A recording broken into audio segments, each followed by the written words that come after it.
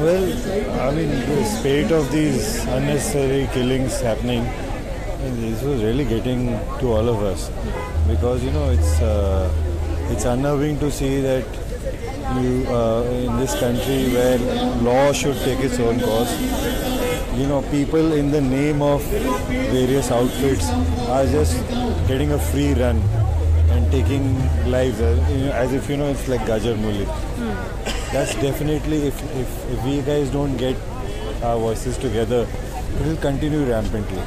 There's always criticism of such a protest that it's a very left affair. No, not at all. It's not. It's about because I voted Modi, boss. You voted a Modi. We have a Modi supporter here who is protesting against this. I supported Modi. I still support Modi, and I just hope that these guys, he controls the rest of the guys who are the fringe elements.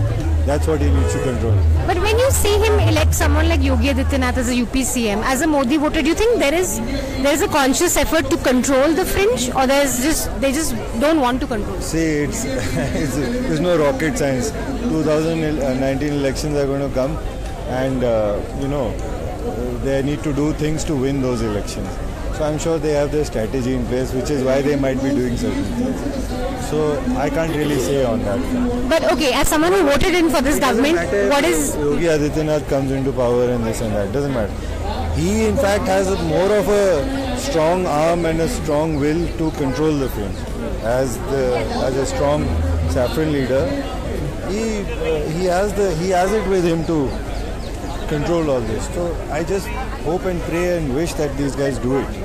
So as someone who voted in this government, what is your message to the government? What do you want them to, in regard of the lynchings? Basically control your mad guys, yeah, that's it.